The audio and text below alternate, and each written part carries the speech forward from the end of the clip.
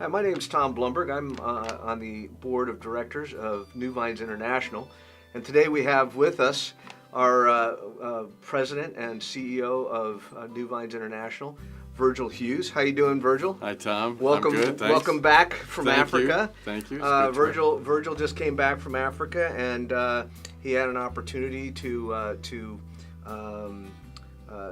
meet some people in Africa. Why don't you tell us a little bit about where you went in Africa and what you saw there? Well, we were mostly in Western Africa, Bomet, which is tea country, and then Eldoret, which is where the runners train, and Katito, which is right there in the Rift Valley. So we were mountains, tea country, desert, or scrub desert, something like that. Okay, very good. And so tell us a little bit about, just kind of give us a brief rundown of what NewVines International is about, and then and kind of that'll set the table for the rest of our conversation.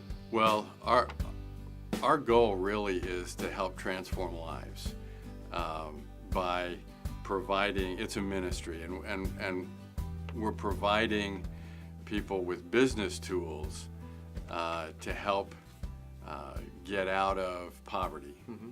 Okay, and so why don't you tell me a little bit about what took place in Bomet when you were in Bomet? What did you see happen? Well, Bomet was our first stop, and we ended up finalizing some relationship development that's been going on over the last 9 months or so, and jumping right into some training. So we had about 6 or 7 of the leaders of that a church group there, about 33 churches. Okay. We had 7 of their leaders, and we were training them in some community development and business skills. Okay. So. So well received? Oh, they loved it, absolutely. Yeah. Whenever they call us Europeans, whenever a European expresses interest, they really appreciate it. So. We had the whole community gather together on a Sunday and thank us and prayed over us. And all kinds of things. Great. So you and I have both been to Katito, so I'm a little bit familiar with Katito. But why don't you fill us in a little bit about what took place in Katito? Yeah. Well, we presented what we do and the theological basis for what we do, and at a leadership conference there. And it was very well received. I had expected about 10, 15 pastors to sign up to work with us. We got 92 pastors who expressed interest in working with us. So wow, 92. That's huge. Yeah, That's much more than we ever anticipated. So when you were there, the first stop, you said you connected with 33 churches. Yeah. 92. This is at this point in time, you must have been just on cloud 9, huh? Well, 125 churches. I'm actually thinking I got to figure out how to manage this. I probably have to hire somebody, over there. Wow, So, what a great problem to have, right? Well, yeah. I mean, they're hungry for everything that they can get, trying to help themselves, help their people, find out what God's plan is for them. So you went to Katito, and from Katito you went to Eldoret? Eldoret, right. right. And why don't you tell me a little bit about, wait a minute, I want to back up a second. I was just noticing in my notes, so you'd mentioned also something about when you were, was it in Katito that you got a Facebook? Oh, yeah. I was in Katito, and somebody reached out to me via Facebook Messenger and asked if I could come visit. And I wasn't able to then, but as I got to know him through Messenger, I ended up asking, first of all, where is he?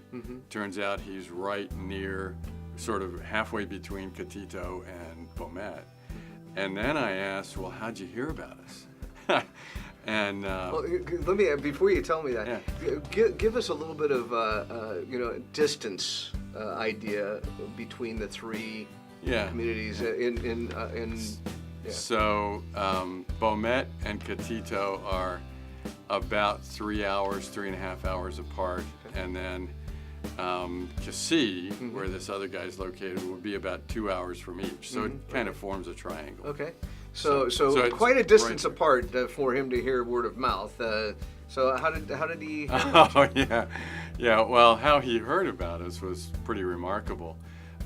He's got a couple of churches and is feeling kind of desperate about trying to get some help, and so he was fasting for a week. He went without food, just fasting and praying. And remember, his native language is Swahili. So as he was fasting, some words came to his mind, some English words came to his mind, and so he looked them up on the internet, and it turns out it was the name of our company. Wow. And so he reached out. That's amazing.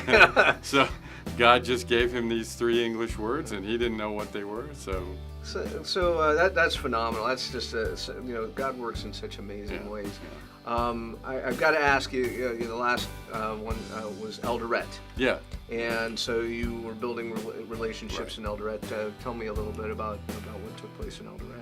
Well, Eldoret is a fairly affluent city. It's where all the runners train from Kenya, and that was relationship development there among some of the churches. But more importantly, on the way to Eldoret, we stopped at a small fishing village on the shores of Lake Victoria, and that was incredibly eye-opening. Looking at this was going right back to Jesus' time. You know, the fishing boats on the lake, the nets spread out. I can imagine Jesus just standing there as if he's on the shores of Lake Galilee or the Sea of Galilee.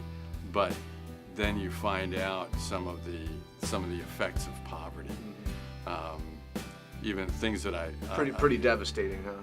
Devastating. It's hard to even talk about in polite company. But well, Virgil, it's really exciting to hear about all the things that have taken place here, and I know that God is doing amazing things through you, and we just we're so happy to have you back, and thank you for doing what you're doing.